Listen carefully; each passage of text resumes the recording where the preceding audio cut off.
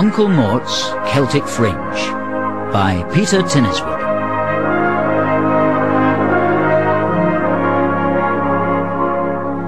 They arrived in Cardiff, the Rim City, the Rum City, the rhymer of false Welsh rhythms. Favourite Carter, civilization at last. It's the perfect day for falling into a mucky canal. They'd stayed the night in a wind-blasted moorland inn. The old lady with the watery teeth had served them beer from a barrel beneath a bandy table. A stockade of mountain ponies had whinnied at the night. In the morning the air was pure and it sparkled in their lungs. Now Cardiff greeted them with a whinging, nasally drizzle. Oh, favourite Carter, bloody favourite lot. Good old Cardiff in all its rampant glory. I could just fancy treading in something nasty on the pavement. The castle beamed and fluted with flags. The stone beasts on its walls sprawled at the damp. The river prowled itself to its bay. They found themselves lodgings, shook the fleas from their bedding, and established themselves in a pub. 2 pints of Screech, love, and would you mind not dangling your doodahs in the glasses? The barmaid stuck the dimp of a cigarette behind her ear and commenced to pour their drinks. Carter Brandon stared at the glasses intently. What's Screech? Wait and see, lad. Stow away all your loose sparks and prepare yourself calmly for your fate. The liquid was bright orange and murky. It appeared to contain spent fingernails and small pubescent newts. 3 men watched them silently as they took their glasses to a soot-soaked table and sat down warily. The men had leathery faces the colour of bookmakers' satchels. Their skin was lined and pocked like the tracks of small wading birds on a scummy shore. Their eyes showed no spark. They lay leaden in their sockets. Screech merchants, lad. The only known living relatives of Egyptian mummies. The drinks whip-snaded in their glasses, glowered at them.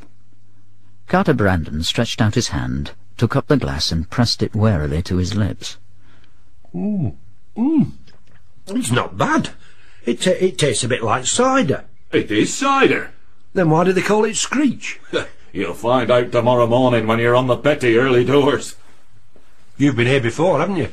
Certainly, lad, certainly. When? Oh, long before you was born, lad. I come to Cardiff weary of war and lorn with love. Oh, aye, I come here lovelorn and weary. What was the weather like? Drizzle from the channel, gloom from the mountains, guitar ascendant in Capricorn. Favourite day, lad, favourite. Not half. They had 2 more pints of Screech, then they tottered outside. Oh, Struth! Oh, I need this fresh air. Oh, shall we go for a walk? Walk? Fresh air? I've had enough fresh air these past few days to last me a lifetime. All that countryside. Oh, it makes me sick. All you get in the countryside is relentless, implacable pulchritude. No, lad. No, we're in a city now, and thus it is incumbent upon us to take the fullest advantage of its multifarious and varied facilities, both sacred and cultural. So what should we do first? Go back to the digs and have a kip.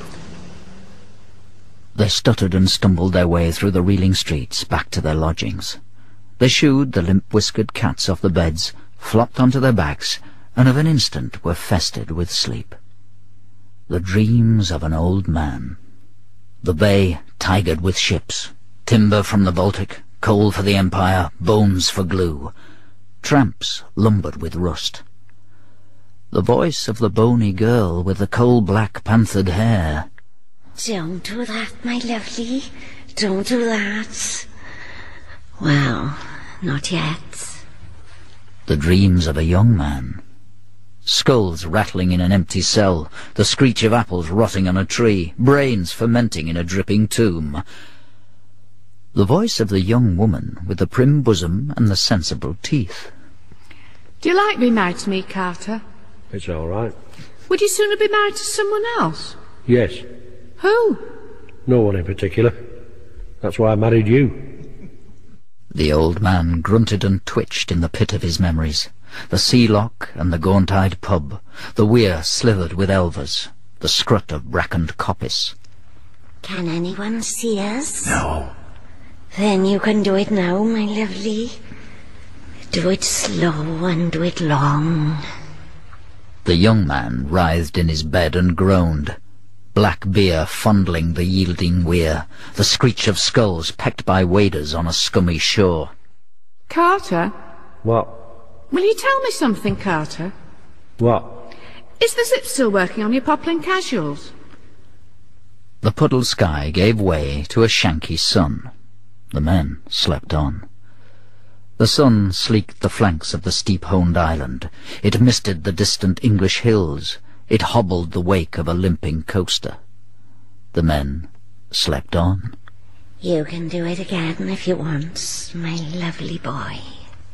Ta very much. Do you mind if I take my cap off?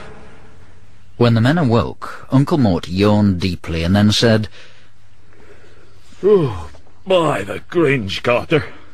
I'm famished. I'm right clemmed. So am I.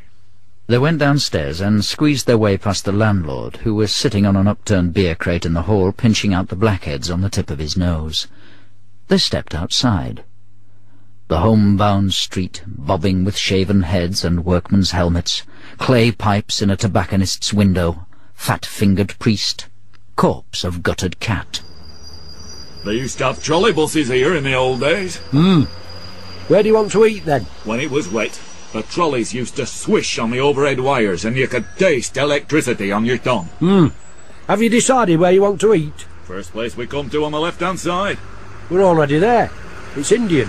Right then. You like Indian food? Certainly. Provided I don't have to eat it.